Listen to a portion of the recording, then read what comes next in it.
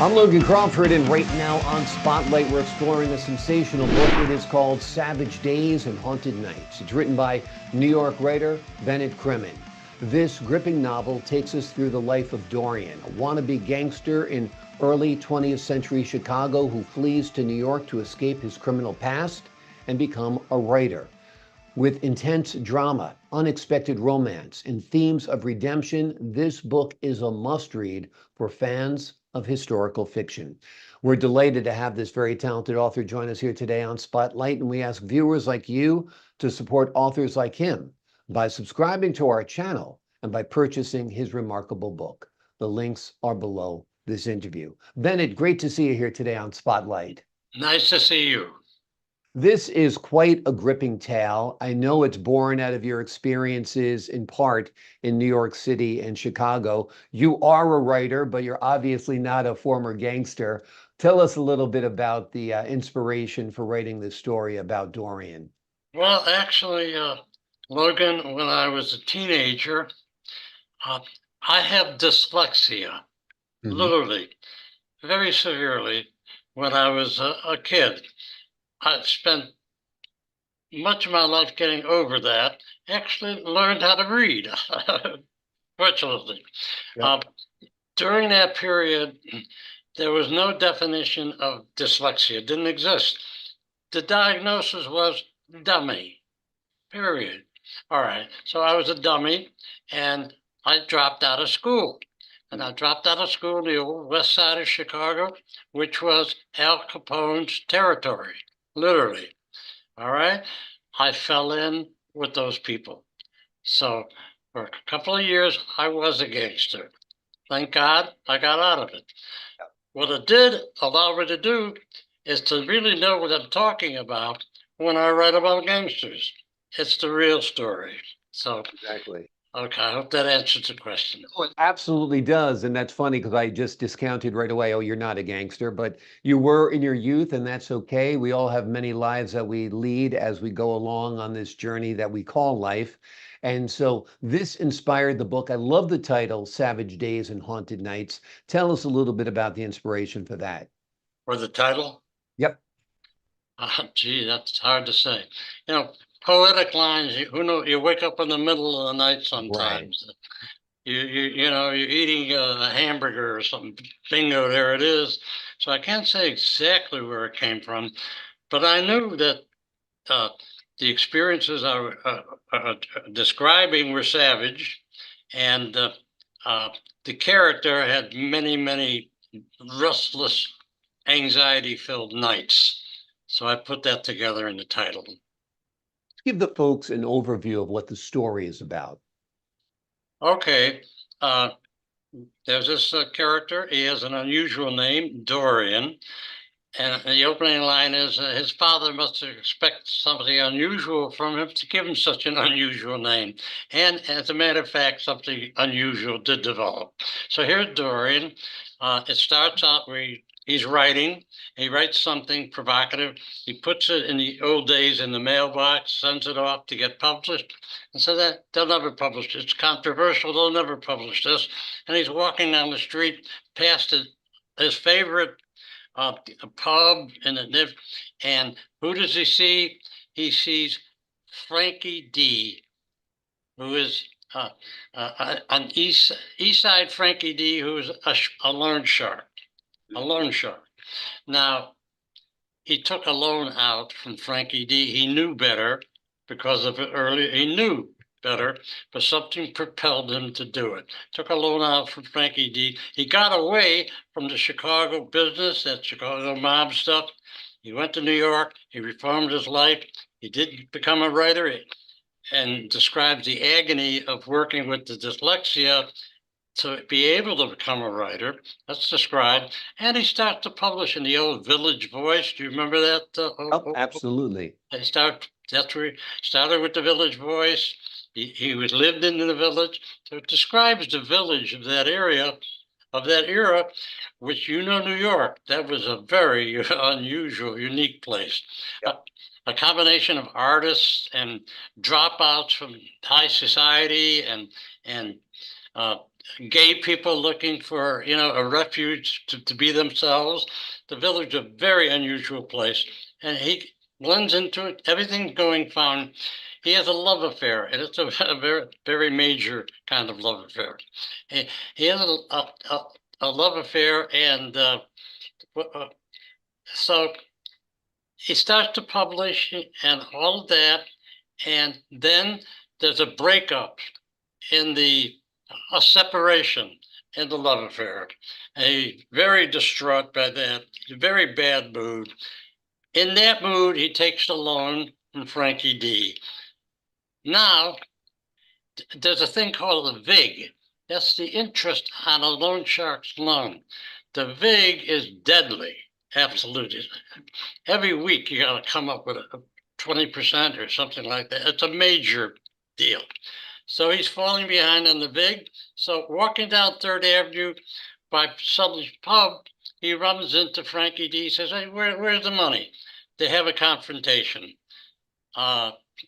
Dorian is aggressive toward him. People in the neighborhood see that.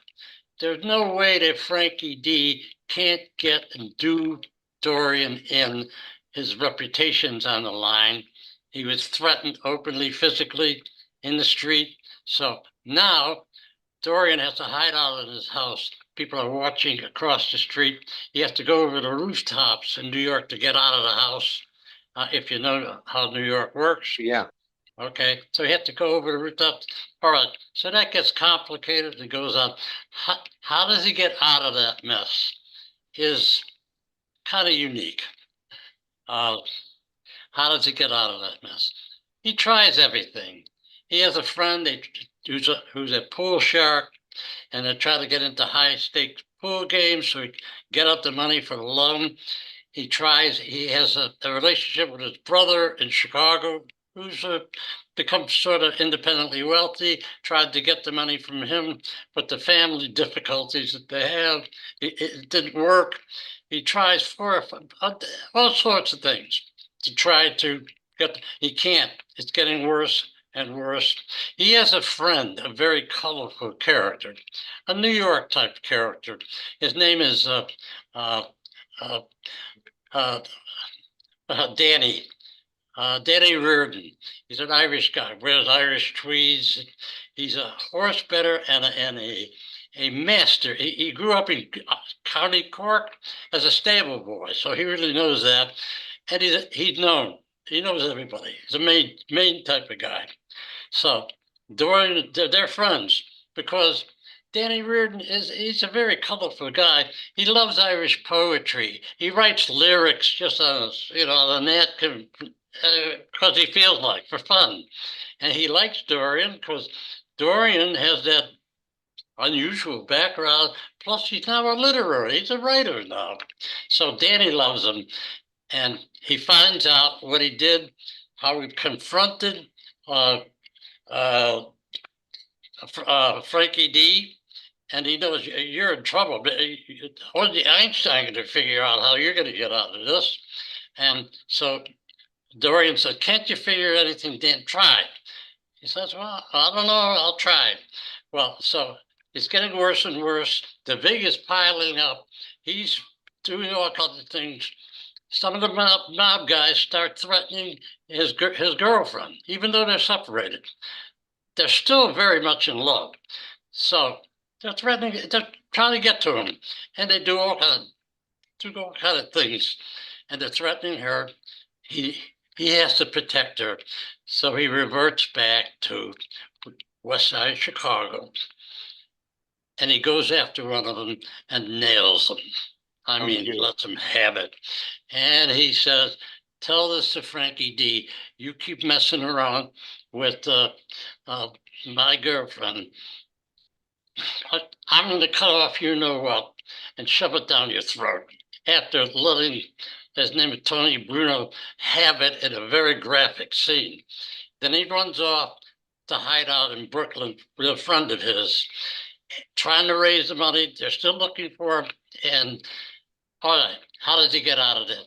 But let me hold you there, Bennett, because we don't want to give too much away because we want people to read the book. Yes, absolutely. It's a wonderful story. It's very, very real. It's got all of these wonderful elements from loan sharks to pool sharks to the mob to Chicago to New York. Great heroes, great girlfriends, great bad guys. It's got all the elements of a movie. Have Yeah. you envisioned this as a film? Oh, absolutely. There is some preliminary movie interest in it at this point.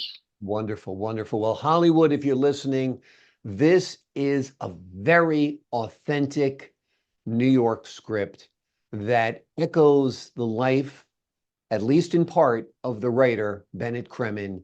And it is a wonderful story. I don't even think they would change the title because I love the title. The name of the book we've been talking about today is Savage Days and Haunted Nights. It's a gripping novel that takes us through the life of Dorian, a wannabe gangster in the early 20th century Chicago, who flees to New York to escape his criminal past, and he becomes a writer. But that's not the end of the adventure, that's for sure. Bennett, thank you so much for joining us here today on Spotlight. Okay. We have any time left? Sure, you got another thought you want to tell us? Sure. Oh, yeah. He does get out of it through Danny Reardon, who knows a major mob guy, big capo de capo type mob guy, big. And there is a story about the mob guy's family that's in trouble, and he hears that Dorian is a writer and also knows about the mob. So I want to see that guy. Dorian sees him. His family is in trouble. That's a whole deal there. His daughter and son have gotten involved with high-class people, and the daughter, just before the wedding, the family, because of the father being who he is, they leave her at the altar, and she rejects her father. Now his son is in the same position, and they worked it out. The daughter was on the edge of suicide of the family that the son of the mob guy is involved with. Very nice guy, very decent guy, a college guy, going to graduate school. So the daughter, at the risk of, might kill herself, arranges for the mother and father, very high class people, very Tony, to have a dinner at Tony Torricelli's restaurant, the Villa Da Vinci, to see. Okay, they didn't want to go and all that, but to placate the daughter, they went, and they were very nasty. It looked like it was going to end up in a disaster. Dorian has to pull out because he's the writer. He knows how to talk to the professor, who is the father of the daughter we're talking about. Dorian knows how to talk to him. That's why the mob guy warned him that it was his, but it was assumed that maybe he could work it out. He does. That's how he gets out of it. Amazing. He works Amazing. something out. A great story, very, very real. Bennett, thank you so much for joining us here today on Spotlight. Thank you so much. I appreciate your time. And to the folks at home, I'm Logan Crawford, thanking you for your time, this time until next time on Spotlight.